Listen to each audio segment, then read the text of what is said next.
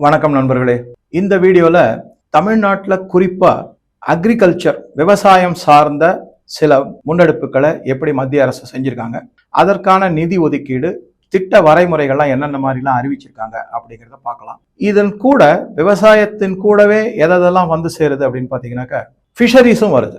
அதாவது மீன் வளர்ப்பு அது சார்ந்த பல நிகழ்வுகள் அது எல்லாமே வருது இதுல. சரி, முதல்ல வந்து எதை பத்தி பேசுறாங்கன்னா, நம்ம எல்லாருக்குமே தெரியும் தமிழ்நாட்டில் தென்னை விவசாயம் அகில இந்திய அளவிலேயே பார்த்தா கூட கேரளாவுக்கு அடுத்தபடியா மிகப்பெரிய அளவுல தென்னை விவசாயம் நடந்துகிட்டு இருக்கின்றது. ஆனா அது வந்து சரியான முறைப்படு இல்லாம இருக்கு, நம்பர் ஒன். இரண்டாவது, மதிப்பு கூட்டு அப்படிங்கிறது பல பேர் அறியாத விவசாயிகளா இருக்காங்க. அவங்க கிட்ட இருந்து தேங்காய், இப்ப ஒண்ணும் இல்லை, சின்ன விஷயம் சொல்றேன். நான் ஒரு தென்னை விவசாயி தான், நம்ம தெரிஞ்சவங்க, அவங்க கூட பேசிக்கிட்டு இருந்தேன். என்னுடைய நண்பர் அவர் சொல்றாரு, எங்க கிட்ட எல்லாம் ₹1 ₹1.5 வாங்குறாங்க சார், நீங்க மெட்ராஸ்ல போய் பாருங்க சார், கிராமத்துல ₹1 ₹2 மேக்சிமம். ஆனா சென்னையில வந்து அதே தேங்காய் ₹50 ₹60 விற்கிறாங்க. 25 முறை அதிக விலை வச்சு விற்கிறாங்க. இது என்னன்னா, அந்த விவசாயிகளுக்கு முறைப்படுத்த தெரியல, சந்தைப்படுத்த தெரியல, மதிப்பு கூட்டு அப்படிங்கிற ஒரு கான்செப்ட் அவங்களுக்கு தெரியாம இருக்கு.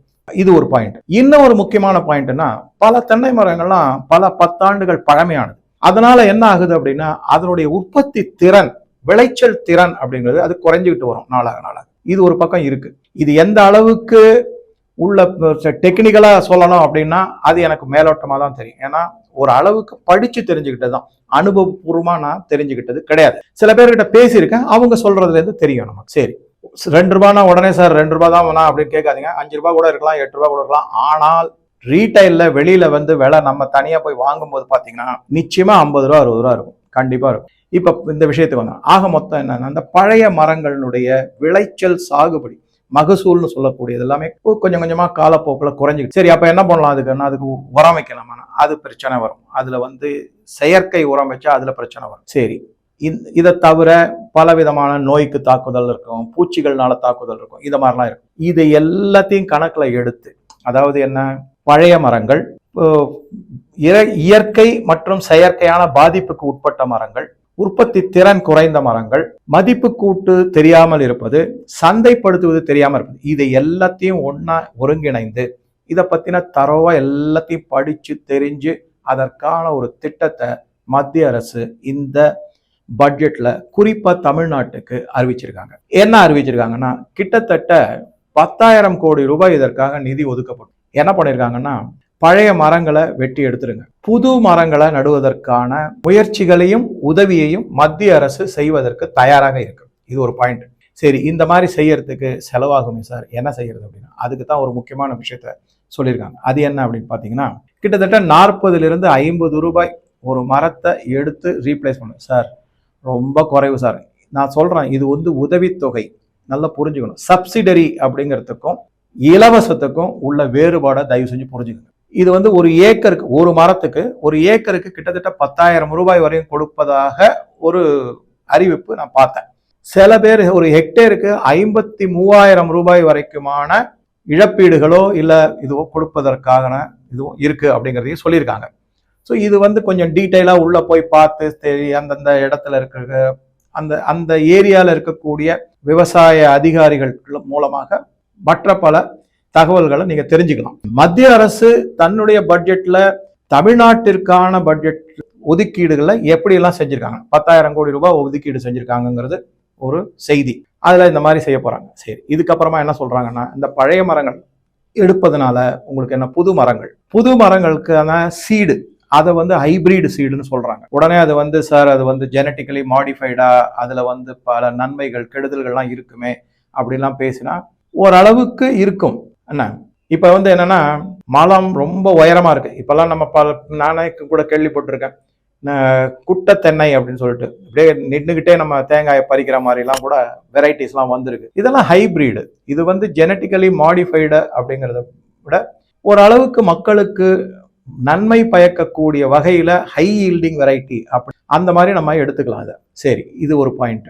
அந்த மாதிரி சீடு, அந்த மாதிரி கன்றுகள் அதை எல்லாமே மத்திய அரசு தயாரா உதவி செய்வதற்கு ரெடியாக இருக்கு, தயாராக இருக்கு அப்படிங்கிறது செய்தி. அடுத்ததா என்ன சொல்றாங்கன்னா, அதை பற்றின பல புரிதல் தென்னை விவசாயிகளுக்கு அவங்களுக்கு எல்லாமே தெரிஞ்சிருக்கும். இருந்தாலும் விவசாய அதிகாரிகள், விவசாய சங்கங்கள், விவசாய கூடங்கள், இதன் மூலமாக பல முன்னெடுப்புகள், அதாவது இந்த எஜுகேஷன் அப்படிங்கிறது இன்னும் பல செய்திகளை கொண்டு போய் சேர்ப்பதற்கான அமைப்புகளை மத்திய அரசு மாநில அரசினுடைய துணையோட சேர்ந்து கொண்டு வர போறாங்க. அந்த திட்டங்களும் அறிவிச்சிருக்காங்க. இதை அடுத்து என்ன சொல்றாங்கன்னா, தென்னையிலிருந்து பெறக்கூடிய பொருட்கள், குறிப்பா இந்த காயர், அது நம்ம எல்லாருக்குமே தெரியும். அதை வச்சு மேட்ரஸ்லாம் செய்யறாங்க, அதுக்கு மேல ஃபோம் போட்டு மெத்தைகள்லாம் செய்யறாங்க. காயர்னுடைய பயன்பாடு பல விதத்துல இருக்கு அப்படிங்கிறது நமக்கு தெரியும். ஸோ அதை இன்னும் மேம்படுத்துவது, அதை எப்படி சந்தைப்படுத்துவது, அதற்கு பிராண்டிங் அப்படின்னு சொல்லக்கூடிய மதிப்பு கூட்டு பொருட்கள் எப்படி இருக்கும், அதை தவிர தேங்காய் சார்ந்த உணவுப் பொருட்களை எப்படி தயாரிப்பது, இது எல்லாத்தையும் திட்ட வரையறை மிகப்பெரிய அளவுல தயார் செய்யப்பட்டு தமிழக அரசுடன் இணைந்து தான் இந்த செயல்பாட்டுகள் எல்லாம் கொண்டு வர போறாங்க. அதுக்கு தமிழக அரசு எந்த அளவுக்கு ஒத்துழைக்க போறாங்கிறது தான் முக்கியமான கேள்விக்குறி. நமக்கு வழக்கம் போல மற்ற பல திட்டங்களை நம்ம பார்த்தோம். PM ஸ்ரீ ஸ்கூலு வேண்டாம், நவோதயா ஸ்கூலு வேண்டாம், வேற எந்த ஸ்கீம் வந்தாலுமே சரி சரி ஸ்கில் டெவலப்மெண்ட்ல தொழில் கற்றுக்கொள்ளுங்கள், இல்ல அது குலத்தொழிலை பத்தி பேசுறாங்க, நாங்க அதெல்லாம் செய்ய மாட்டோம், இந்த மாதிரி எல்லாத்துக்கும் முட்டுக்கட்டை போட்டுக்கிட்டு வளர்ச்சிகளை தடுத்து நிறுத்திக்கிட்டே இருந்தா அதுல ஒன்றும் செய்ய முடியாது. மத்திய அரசு திட்டம் தீட்டலாம், மாநில அரசுக்கு அதை கொண்டு போய் சேர்க்கலாம், அதற்கான நிதி உதவிகளை செய்யலாம். அதை முன்னெடுத்து செய்வதும் இயைந்து செயல்படுவதும் மாநில அரசின் கையில இருக்கு அப்படிங்கறதுதான் தெளிவான உண்மை. தமிழ்நாடு மட்டும்தான் மத்திய அரசோட எந்த விதத்திலையும் ஒத்து போகாத ஒரு மாநிலமா இருக்கு. கேரளாவா இருக்கட்டும், ஆந்திராவா இருக்கட்டும், தெலுங்கானாவா இருக்கட்டும், கர்நாடகாவா இருக்கட்டும், யாருமே இந்த நவோதயா ஸ்கூலோ இல்ல இந்த ஸ்கில் டெவலப்மெண்ட் அப்படிங்கிறதையோ வேண்டான்னு சொல்றதே கிடையாது. அவங்க எல்லாம் எடுத்து செஞ்சுக்கிட்டு தான் இருக்காங்க. நீங்க போய் பாருங்க, கேரளால எல்லா Navodaya school, PM Shri school எல்லாமே வந்தாச்சு. இங்க இன்னும் நிதி கொடுக்கலன்னு கேட்டுட்டு இருப்பாங்க. திட்டமே நீ செயல்படுத்த மாட்டேன், ஆனா நிதி மட்டும் வேணும்னா 3250 கோடி ரூபாய் எங்களுக்கு நிதி ஒதுக்கீடு கொடுக்கல, ஏமாத்திட்டாங்க அப்படின்னு சொல்லிட்டு இருப்பாங்க. இது எப்படின்னாக்க, சமீபத்துல இது கொஞ்சம் ஒரு அவுட் ஆஃப் இதுதான், தன்னுடைய முதல் பேச்சு நடிகராக இருந்து இப்ப ராஜ்யசபா MP-யாக ஆயிருக்கிறவர் அவர் நிதி அமைச்சர் நிர்மலா சீதாராமன் தமிழ் படித்தால் பிச்சை எடுக்க வேண்டும்னு சொல்லிட்டார். எப்படி திருச்சு இவர் என்ன நினைச்சிட்டு இருக்காருன்னா, இந்த மாதிரி தான் பேசினாக்க தமிழ் மக்கள் கை தட்டுவாங்க, அதை விட முதலமைச்சர் இன்னும் அவரை பாராட்டி பேசுவாருன்னு. அவருக்கு தெரியல நிர்மலா சீதாராமன் என்ன படிச்சாங்க. ஈவே ராமசாமி நாயக்கர் தன்னுடைய பத்திரிகையில என்ன எழுதியிருந்தாரோ அதை எடுத்து படிச்சாங்க. Sir, for just saying your protests are uncivil, they made the education minister to withdraw their statement, his statement. When a man repeatedly says Tamil is a barbaric language, Katumirandi Bhashai, look at the hypocrisy. They keep his photo in every room. I'm sure even in the parliament office of that party, his photo is there. They garland him and they worship him and they say he is the icon of Dravidian movement. But he said Tamil is Katamarandi Bhasha. So, sir, I'm saying unbelievable that this person is worshipped. But our poor Dharmendra Pradhan just said don't do uncivil protest. He is being accused. And if their love for Tamil is so much, how can they worship somebody who said Tamil is a Katamarandi Bhasha? அந்த அளவு கூட புரியாத ஆள் கிடையாது அவர். ஏன்னா அவர் மிகப்பெரிய அதி புத்திசாலி வேற அவர் அந்த நடிகர். ஆனாலும் அப்படியே அதை திரிச்சு பொய்யுரையா மாத்தி, நீங்க ஹிந்தியில பிச்சை எடுங்க, ஆங்கிலத்துல பிச்சை எடுங்க, என்னென்னமோ அவர் என்ன பேசுறாருன்னு அங்க இருக்கிறவங்க சிரிக்கிறாங்க. எல்லாம் சிரிக்கிறாங்க, ஒருத்தருக்கும் ஒண்ணுமே புரியவும் இல்லை அவர் என்ன பேசுறாருன்னு. அந்த மாதிரி தான் இருந்தது. சரி, அது போகட்டும். ஆக மொத்தம் இந்த மாதிரி ஒரு மோதல் போக்கு, ஒரு முருகல் போக்கு, நான் ஒத்தே போக மாட்டேன் அப்படின்னு இருந்தா எப்படி மத்திய அரசினுடைய திட்டங்கள்லாம் இங்க மக்களுக்கு போய் சேரும்? அப்படியே ஏதாவது திட்டங்கள் வந்தா கூட அது மேல லேபிள் ஒட்டிடுறாங்க. அதுவும் நம்மள நடக்குது அப்படிங்கிறத பார்த்தோம். சரி, இப்ப நம்ம இந்த முக்கியமான விஷயத்துக்கு வந்தோம்னாக்க, ஸோ தென்னை விவசாயத்தை பொறுத்த வரைக்கும் என்னன்னா, கோகனட் மில்க் எல்லாம் பேக்கேஜ்டு ஃபுட்ல வருது. தாய்லாந்து அதுக்கு ரொம்ப ஃபேமஸ். அப்படியே கோகனட் மில்க் எக்ஸ்ட்ராக்ட் பண்ணி பேக்கேஜ் பண்ணி கார்டன்ல டெட்ரா பேக்னு சொல்லி விற்கிறாங்க. அதே மாதிரி இப்ப இளநீர் அதே மாதிரி வர ஆரம்பிச்சிருச்சு டெட்ரா பேக்ல. இதெல்லாம் மதிப்பு கூட்டுதல். தென்னை விவசாயத்தில் இருக்கக்கூடிய உணவுப் பொருட்களாக மாற்றி அதற்கு மதிப்பு கூட்டி விவசாயிகளுக்கு ஒரு நன்மை. அப்ப என்ன பண்ணுவாங்கன்னா, அங்கேயே லோக்கலாவே ஒரு சின்ன ஃபேக்டரியோ இல்ல ஒரு உற்பத்தி கூடமோ ஒரு பதப்படுத்துதலோ இது எல்லாமே வரும். நம்ம ஆனா தெரிஞ்ச வரைக்கும் என்ன, தென்னை இருக்கு, அதை வச்சு காயர் பண்ணலாம், அடுத்தது வந்து தேங்காய் எண்ணெய் எடுக்கலாம், இது மட்டும் தானே. அப்ப அதுல இருந்து தேங்காய் புண்ணாக்கு மாட்டுக்கு சரி. அதை தாண்டி இருக்கக்கூடிய பல விஷயங்களை முன்னெடுக்கிறதுக்காகத்தான் இப்ப மத்திய அரசு விரிவான திட்டங்களை அறிவித்து நிதி உதவியும் கொடுத்து மாநில அரசு கூட ஒத்துழைச்சு செய்யுங்க அப்படிங்கிற முன்னெடுப்பை இந்த அக்ரிகல்ச்சர் டாபிக்ல பல விதமான இருக்கு. ஃபார்மர்ஸுக்குன்னு, அதாவது விவசாயிகளுக்கு பல நலத்திட்டங்கள் இருக்கு. அதுல குறிப்பா தென்னை விவசாயிகளுக்கு எதனால அப்படின்னா, தமிழ்நாடு தென்னை விவசாயத்தில் மிகப்பெரிய ஒரு பொருளாதாரமும் முன்னோடியாகவும் மிக அளவுல உற்பத்தியாளராகவும் விளங்குகிறது அப்படிங்கிறது தான் முக்கியமான செய்தி. இதுல இன்னொரு ஹிடன், அதாவது மறைமுகமான நலன் என்ன அப்படின்னு பார்த்தோம்னா, இந்த தென்னை விவசாயத்துல பெரும்பாலான பெண்கள் இருக்காங்க, அவங்களுக்கு இது மிகப்பெரிய உதவியாக இருக்கும். ஏன்னா நிதி உதவி போகும்போது அவங்களுடைய வாழ்வாதாரம் ஆட்டோமேட்டிக்கா மேல வரும். நல்ல ஒரு, அதாவது அதிகப்படியான கூலி அவங்களுக்கு கிடைக்கக்கூடும். அதனாலதான் இந்த திட்டங்களை ரொம்ப முனைப்பா மத்திய அரசு கையில எடுத்து அறிவிச்சிருக்காங்க.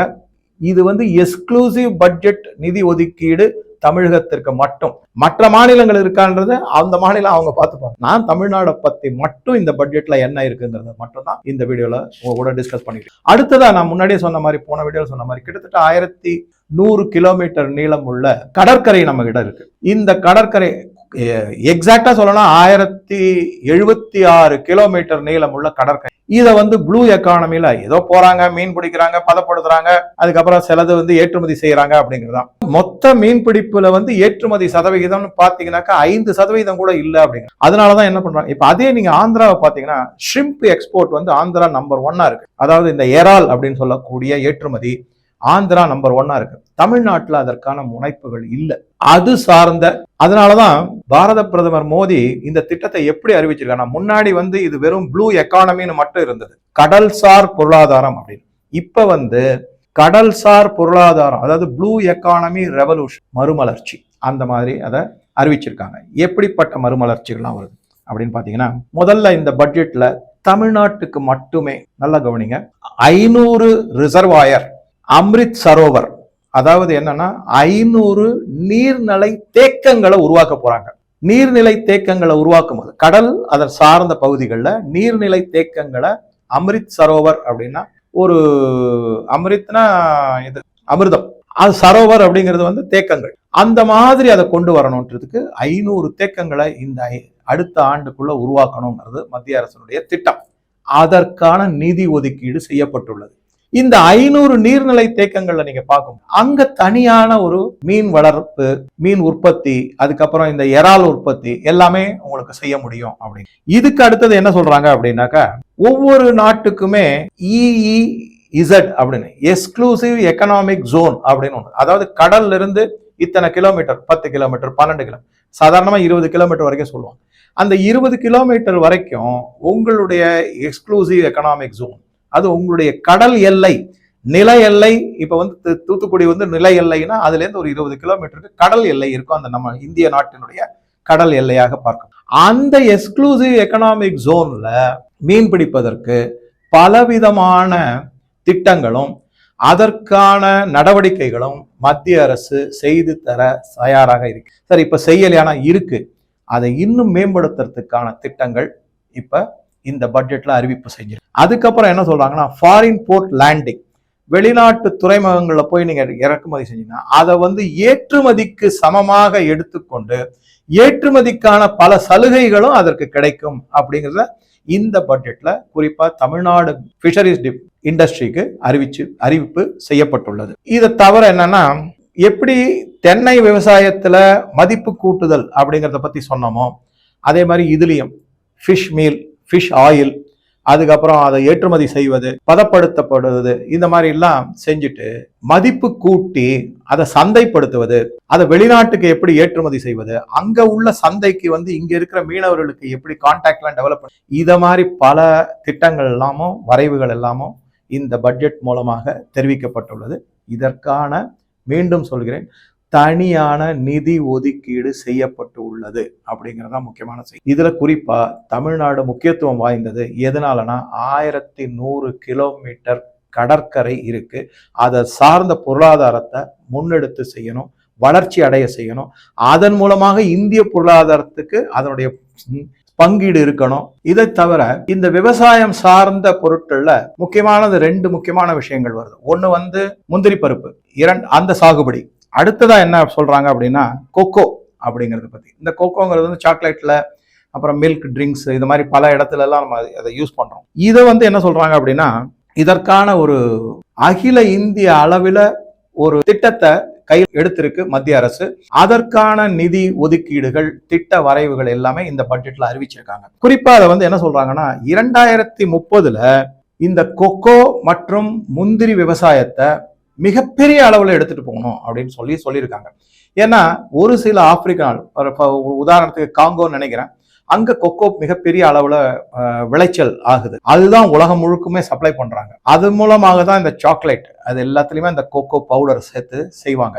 இப்ப இந்தியால அந்த முன்னெடுப்பை மிகப்பெரிய அளவுல கொண்டு வர போறாங்க. 2030க்குள்ள மிகப்பெரிய ஏற்றுமதிக்கான ஒரு வாய்ப்பை இந்த முந்திரி மற்றும் கொக்கோ விவசாயம் கையில எடுத்து செய்வதற்கான முனைப்புகள் எல்லாமே ஆரம்பிக்கப்பட்டுள்ளது. திட்டங்கள் அறிவிக்கப்பட்டுள்ளன, நிதி ஒதுக்கீடு செய்யப்பட்டுள்ளது. இதுல நம்ம எல்லாருக்குமே தெரியும், தமிழ்நாட்டில் முந்திரி விவசாயம் மிகப்பெரிய அளவுல நடந்துகிட்டு வருது. பன்ருட்டியில இருக்கு, அதுக்கப்புறம் கந்தர்வக்கோட்டைன்னு புதுக்கோட்டை மாவட்டத்துக்கு பக்கத்துல ஒரு இடம் இருக்கு அங்க. இது எல்லாமே நீங்க அங்க போய் பாத்தீங்கன்னாக்கா, இப்போ குறிப்பா நான் சொல்றேன், தஞ்சாவூர் பக்கத்துல கூட இருக்கு. அந்த தஞ்சாவூர் பக்கத்துல இருக்கிற முந்திரி பருப்பெல்லாம் நீங்க பாத்தீங்கன்னா அது ஒரு தனி டேஸ்டா இருக்கும். அதுதான் ஜியோகிராபிக்கல் இண்டெக்ஸ், GI போட்டு வச்சிருப்பாங்க. அதுக்கெல்லாம் கொடுக்கப்பட்டுள்ளது. இதை பத்தி திரு அண்ணாமலை அவர்கள் கூட ஒரு வீடியோல ரொம்ப விரிவா சொல்லியிருக்காரு. எப்படி முந்திரி போன்ற பல, அதாவது இதை எல்லாமே கேஷ் கிராப்ஸ் சொல்லுவாங்க, அதுக்கு தனித்தனியான ஜியோகிராபிக்கல் இண்டெக்ஸை வாங்கி கொடுத்துருக்கோம் இந்த மத்திய அரசுல இருந்து அப்படிங்கிறத ஒரு வீடியோல ரொம்ப விளக்கமா சொல்லியிருப்பாரு. ரொம்ப இன்ட்ரெஸ்டிங்கா இருக்கும், நீங்க பாருங்க வேணா அந்த வீடியோவை. ஸோ அதன் மூலமாக என்ன சொல்றாங்கன்னா, இந்த ஜியோகிராபிக்கல் இண்டெக்ஸ், கோவா மிகப்பெரிய அளவுல முந்திரி விவசாயத்தில் இருக்காங்க. அதை அடுத்தது நீங்க பாத்தீங்கன்னா தமிழ்நாடு இருக்குங்கிறது மறுக்க முடியாத உண்மை. அதை என்ன பண்றாங்க அப்படின்னா அகில இந்திய அளவுல இன்னும் கொண்டு போறாங்க. இப்ப கோவா முந்திரி பருப்புலாம் பாத்தீங்கன்னா ரொம்ப பெருசா இருக்கும். இங்க இந்த தஞ்சாவூர், கந்தர்வக்கோட்டை, பன்ருட்டி இந்த இடத்துல பாத்தீங்கன்னா அது ஒரு சைஸ்ல சின்னதா இருக்கும். ஆனா அதனுடைய டேஸ்ட் ரொம்ப யூனிக்கா இருக்கும், ரொம்ப டேஸ்டியா இருக்கும். அந்த மாதிரி இருக்கும். அதை எப்படி வெளிநாடுகளுக்கு ஏற்றுமதி, அதை எப்படி அகில இந்திய அளவுல அதற்கான சந்தையை உருவாக்குவது, இந்த விவசாயிகளுக்கு அதனுடைய கனெக்ஷனை எப்படி உருவாக்கி தருவது, இது எல்லாத்துக்கும் ஒரு திட்டம் போட்டு நிதியும் ஒதுக்கீடு செய்யப்பட்டுள்ளது. 2030க்குள்ள முந்திரி வளர்ச்சி, முந்திரி விவசாயம், அதை சார்ந்த விவசாயிகளுடைய வளர்ச்சி 2 மடங்கு ஆகும் அப்படிங்கிற ஒரு செய்தி மூலமாக இதெல்லாம் சொல்லப்பட்டிருக்கு இந்த பட்ஜெட்ல. ஸோ ஆக விவசாயம் ஒரு மிகப்பெரிய ஏரியா, எத்தனையோ இருக்கு. நெல், கோதுமை, கரும்பு, இப்படி பலதும் இருக்கு, பல்சஸ் எல்லாமே இருக்கு. ஆனா தமிழ்நாட்டுக்கு தோதாக, அதுவும் கோஸ்டல் ஏரியா அப்படின்னு தோதாக மிக முக்கியமான 3 இடத்துல, அதாவது ஏரியா பொருட்கள், அதை எடுத்து இந்த மத்திய அரசு திட்டங்களை வகுத்து செஞ்சிருக்கு. அது தென்னை, நான் சொன்ன மாதிரி அடுத்தது ஃபிஷரிஸ், அதுக்கு அடுத்தது முந்திரி மற்றும் கொக்கோ. இதற்கான திட்டங்கள் அது ஒரு ஃபோக்கஸ்டு பாயிண்டா அதை டெவலப் பண்றதுக்காக அதை வளர்ச்சி திட்டங்களை அறிவிச்சிருக்காங்க, நிதி ஒதுக்கீடு செய்யப்படும். ஸோ மீண்டும் ஒரு முறை சொல்கிறேன், தமிழகம் வஞ்சிக்கப்படவே ஒவ்வொரு ஏரியாவா ஃபோக்கஸ் பண்ணி திட்டங்கள் வரைவு, நிதி ஒதுக்கீடு எல்லாமே செய்யப்பட்டது. மாநில அரசு தான் ஒரு ஒத்துழையாமை இல்லாமல் ஒத்துழைப்போட மத்திய அரசோடு இயங்கினால் அதனுடைய நலன்கள், இந்த பெனிஃபிட்ஸ், அது தமிழ்நாட்டு விவசாயிகளுக்கும் தமிழ்நாட்டு மக்களுக்கும் தான், தமிழ்நாட்டு மகளிருக்கும் தான் அது போய் சேரும். சும்மா 1000 ரூபாய் கொடுக்காதனாலலாம் ஒன்றும் வந்துடாது. அவங்களுடைய வாழ்வாதாரத்தை முன்னெடுத்து செய்வதனால தான் அவங்களுக்கு ஒரு நிரந்தரமான ஒரு வாழ்வு கிடைக்கும், வாழ்வு ஆதாரம் கிடைக்கும். அவங்க ஒரு நிரந்தரமான மகிழ்ச்சியிலும் இருப்பாங்க அப்படிங்கறதான் உண்மை. சும்மா மாசம் 1000 ரூபாய் கொடுக்கறதுனாலலாம் ஒன்றும் பெருசா ஆயிடும். இலவச பஸ்ஸோ இல்ல இலவசமா 1000 ரூபாய் கொடுக்கறதுனாலயோ ஒன்றும் பெருசா ஆயிடாது. இது என்னுடைய பார்வை. ஸோ உங்க கருத்துக்களை பதிவிடவும். நன்றி, வணக்கம்.